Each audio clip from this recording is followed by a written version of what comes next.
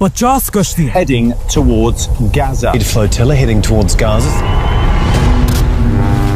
तेजी से गजा की तरफ बढ़ रही है, जिसमें दुनिया की बहुत सारी कंट्रीज के 500 लोग सवार थे,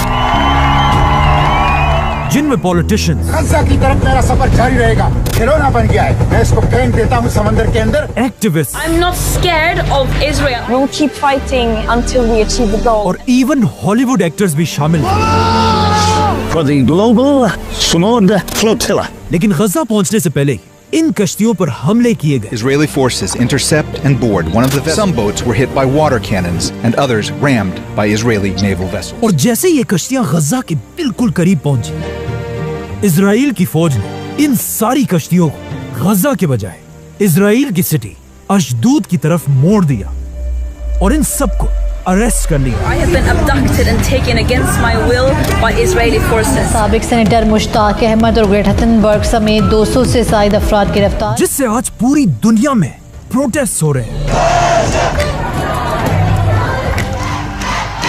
लेकिन ये कोई पहली फ्लोटिला नहीं जिसे इजराइल ने इस तरह अरेस्ट किया।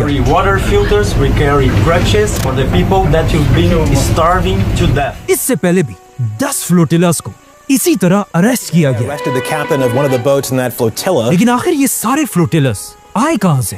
एंड मोस्ट इम्पोर्टेंटली इन फ्लोटिलास का मास्टरमाइंड कौन है? फ्लोटिला की ये कहानी एक ही आदमी से शुरू होती है, ऑस्ट्रेलिया का माइकल शेख। आज से 20 साल पहले जब वो पहली बार ऑस्ट्रेलिया से फलस्तीन की तरफ गया और वहां पहुंचकर वो हैरान रह गया कि किस तरह इजराइल ने गजा को हर तरफ से घेर कर वहां के फलस्तीनियों को भूख और प्यास से मार रहा था। These are the faces of hunger in Gaza. इसीलिए फलस्तीन पहुंचते माइकल शेख वहां के लोगों की मदद करने लगा और उनके लिए पूरी दुनिया में आवाज उठाने लगा। लेकिन जब इस सब का इजराइल के प्राइम मिनिस्टर को पता चला, उसने माइकल शेख को पकड़कर उन्हें इजराइल के जेल में बंद कर दिया।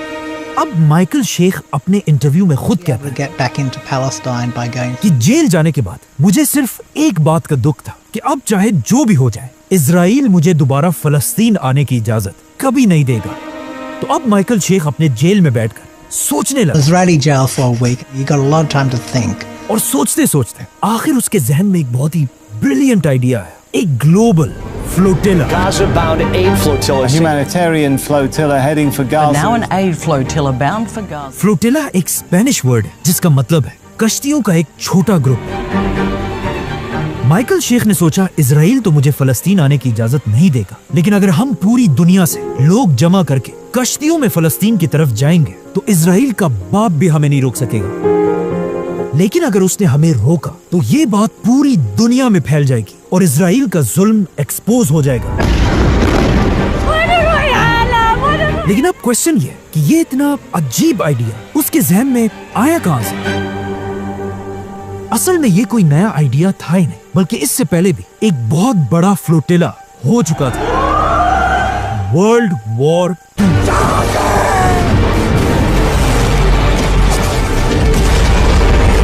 जैसे ही वर्ल्ड वॉर 2 शुरू हुई, जर्मनी के हिटलर की ताकत तेजी से बढ़ रही और वो एक के बाद एक मुल्क पर हमला कर रहा था। और पहली बार ऐसा लग रहा था कि अब finally the great British empire Germany के हिटलर के सामने अपने घुटने टेक देगी, जिससे ब्रिटिश एम्पायर में सारों के हौसले टूट चुके थे। यहाँ तक कि इवन ब्रिटिश प्राइम मिनिस्टर ने भी हिटलर से डरकर रिजाइन कर दिया। लेकिन जैसे ही उसने रिजाइन किया, अब दुनिया के हालात बदलने वाले थे, क्योंकि ब्रिटिश एम्पायर में एक नया प्राइम मिनिस्टर आया जिसका नाम था चर्चिल।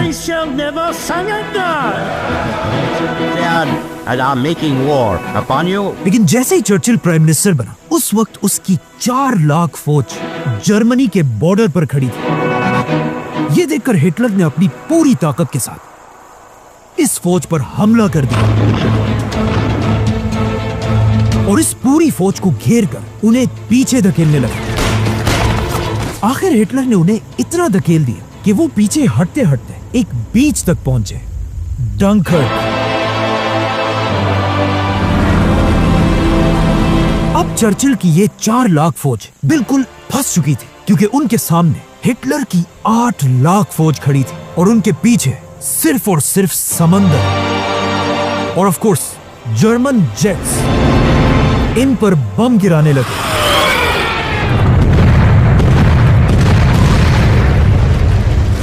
ये देखकर चर्चिल अमेरिका से मदद की भीख मांगने लगा, लेकिन जब अमेरिका ने उसकी मदद से क्लियर इनकार कर दिया, अब चर्चिल बिल्कुल मायूस हो चुका था और उसके पास सिर्फ एक आखिरी उम्मीद बची थी, उसके मुल्क की आवाम।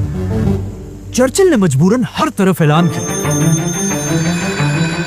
कि जिसके पास भी कोई भी कश्ती है वो उसे लेकर जंग की तरफ जाए और वहां से हमारे सोल्जर्स को बचाकर वापस लाए, जो एक बहुत ही अजीब बात थी। लेकिन ब्रिटिश अवाम अपनी लीडर की आवाज पर खड़े हुए और अपनी कश्तियां लेकर बगैर हथियारों के अपने भाइयों को बचाने के लिए जंग की तरफ रवाना हुए। और यहां से दुनिया में पहली बार फ्लोटिला का कॉन्सेप्ट आया। ये आम लोग जंग के बीच में उतरे और अपने सोल्जर्स को बचाकर वापस ब्रिटेन लेकर आए और इस तरह दुनिया की पहली फ्लोटिला ने 4 लाख सोल्जर्स में से 3.5 लाख सोल्जर्स को बचा लिया, जिसे आज तक एक मिरेकल कहा जाता है। इसीलिए अब जब माइकल शेख इजराइल की जेल में बैठा हुआ था, उसके दिमाग में भी इसी फ्लोटिला का आइडिया आया, जिसके बाद जैसे ही वो आजाद हुआ, उसने निकलते ही अपने इसी प्लान पर काम शुरू किया और फ्लोटिला की कश्तियों के लिए पूरी दुनिया से पैसे जमा करने लगा। और आखिर 2008 में उसके पास इतने पैसे जमा हुए कि वो सिर्फ 2 कश्तियों को खाने पीने की चीजों से भरकर फलस्तीन की तरफ रवाना हुआ। और इस तरह वो इजराइल की पूरी फौज के मर्जी के खिलाफ एक बार फिर फलस्तीन में दाखिल हुआ और फलस्तीन के गरीब लोगों तक खाना, कपड़े, दवाइयां सब पहुंच जाए। इस पहली फ्लोटिला के बाद ये खबर पूरी दुनिया में फैल गई और इसके सिर्फ 2 साल बाद माइकल शेख और उसके साथी इस बार 6 कश्तियों के साथ 10,000 टन का सामान लेकर दोबारा फलस्तीन की तरफ रवाना हुआ, जिसमें उनके पास तुर्की के अर्दोआन का फुल सपोर्ट। फिलिस्तीन मतलब जेल में बैठे हुए एक आदमी का छोटा सा आइडिया अब एक ग्लोबल मूवमेंट बन चुकी है और इजराइल का जुल्म पूरी दुनिया में एक्सपोज हो रहा था। लेकिन अब इजराइल इस बेइज्जती को और बर्दाश्त नहीं कर सकता था, तो इजराइल की फौज ने इस फ्लोटिला पर हमला कर दिया। Navy commandos opened fire unprovoked. और इन हमलों में इजराइल ने 10 आम लोगों को, जिनके पास कोई हथियार नहीं थे, मार डाला। 9 activists died and dozens were injured. ताकि ये सब अपनी कश्तियों को घुमाकर यहाँ से भाग जाए और कभी वापस ना आए। लेकिन ये फ्लोटिला इजराइल के हमलों के बाद भी आगे बढ़ती रही। आखिर जब इजराइल इन्हें नहीं डरा सका, उसने इन सबको गिरफ्तार कर लिया और वो सारा सामान जो गरीब फलस्तीनियों के लिए था, उस सब को इजराइल ने चोरी कर लिया और इन सब को जख्मी हालत में वापस भेज दिया। अब इजराइल खुश था, क्योंकि उसे लगा अब किसी में भी इतनी हिम्मत नहीं होगी कि वो दोबारा ऐसी कोई हरकत करे।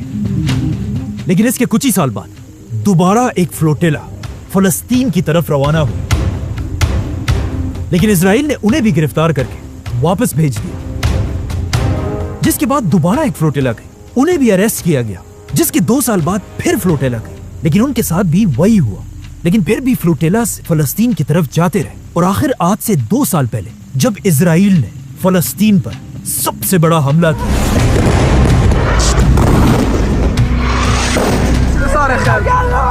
और गजा को हर तरफ से घेर कर उसे पूरी दुनिया से कट ऑफ कर दिया, एक बार फिर फ्लोटिला के आइडिया पर काम शुरू हुआ और पूरी दुनिया से 50 कंट्रीज ने मिलकर इस फ्लोटिला को सपोर्ट किया। जिसके बाद इन कश्तियों में 500 लोग फलस्तीन की तरफ रवाना हुए, जिसमें ऑलमोस्ट दुनिया की हर बड़ी कंट्री शामिल थी। लेकिन सिर्फ एक कंट्री इस फ्लोटेला को ज्वाइन करने से पीछे रही, India. Prime Minister Modi, you're a great leader of India and a great world leader. ये कश्तियां स्पेन के बार्सिलोना से रवाना हुई और आहिस्ता आहिस्ता इनके साथ कश्तियां मिलती गई और सब मिलकर फलस्तीन की तरफ बढ़ने लगे। और ये कोई आम कश्तियां नहीं है, बल्कि इनके अंदर बेडरूम्स, किचन और इवन वॉशरूम भी है। और अजीब बात यह है कि इन 500 लोगों में सिर्फ 30% मुसलमान है और बाकी 70% नॉन मुस्लिम्स, जो सिर्फ इंसानियत के लिए अपनी जान को खतरे में डालकर इजराइल के खिलाफ आवाज उठा रहे हैं।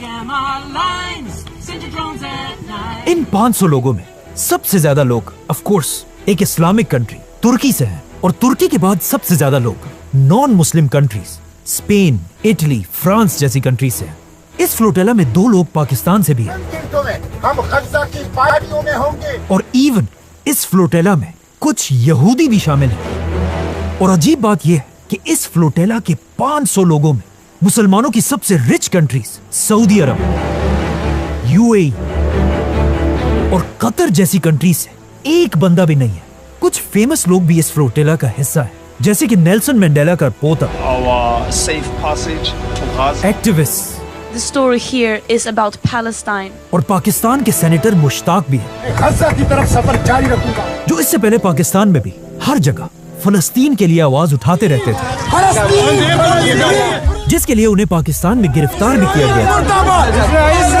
और कहा जाता है एक पुलिस वाले ने उनसे ये भी कहा था कि अगर तुम में इतनी हिम्मत है तो यहाँ नहीं बल्कि गज़ा में जाकर लोगों की मदद करो। और ऐसा ही हुआ। अब वो इन्हीं कश्तियों में फलस्तीन की तरफ बढ़ रहे थे। लेकिन जैसे ये फ्लोटेला बिल्कुल गज़ा के करीब पहुंची, इजराइल ने इन पर अपने ड्रोन से हमला कर दिया।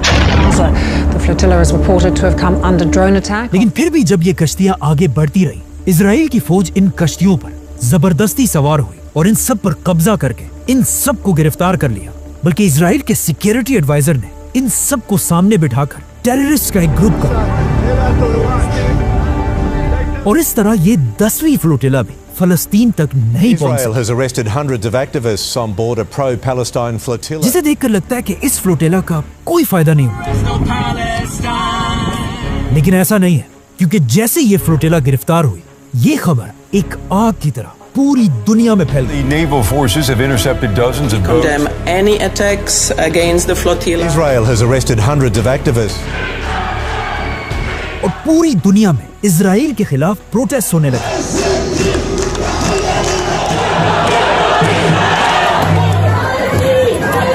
और सबसे बड़ी बात यह है कि कहा जाता है अभी से नेक्स्ट फ्लोटेला पर प्लानिंग शुरू हो चुकी है। और अगर ऐसा हुआ तो वो सिर्फ इससे नहीं बल्कि हिस्ट्री की सबसे बड़ी फ्लोटेला होगी, वर्ल्ड वॉर से भी बड़ी।